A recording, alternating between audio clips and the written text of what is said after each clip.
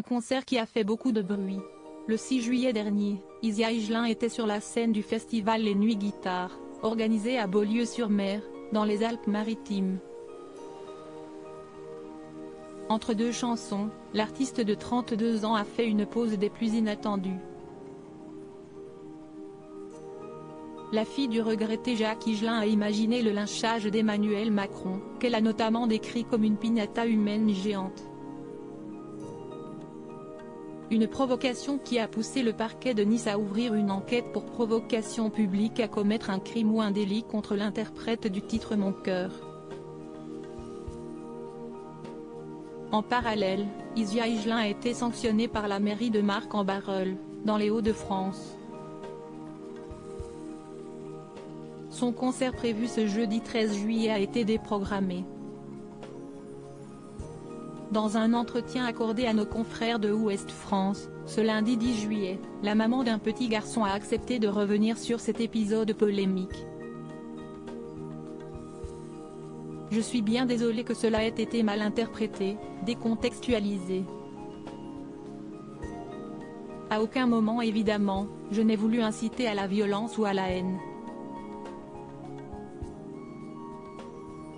a-t-elle assuré en préambule.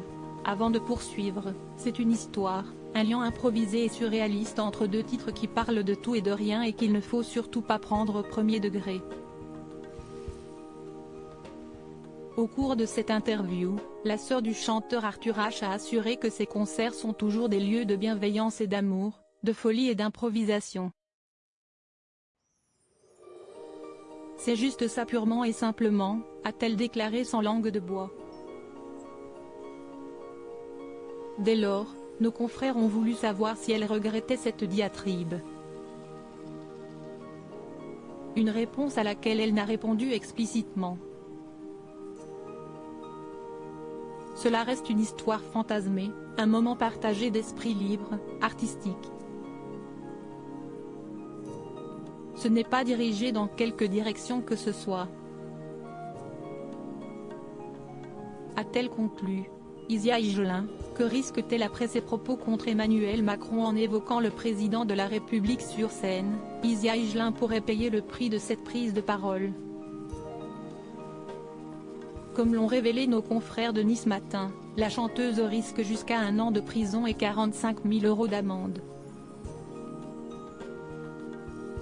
Elle ne pourra pas être poursuivie pour offense envers le chef de l'État, un délit abrogé en 2013 à la suite d'une décision de la Cour européenne des droits de l'homme. Si certains internautes défendent la chanteuse et dénoncent une atteinte à la liberté d'expression, d'autres n'ont pas tardé à fustiger ses propos. Je n'y crois pas. Pas à ce point-là en tout cas, elle a pété un câble, s'est ainsi indigné un internaute sur Twitter.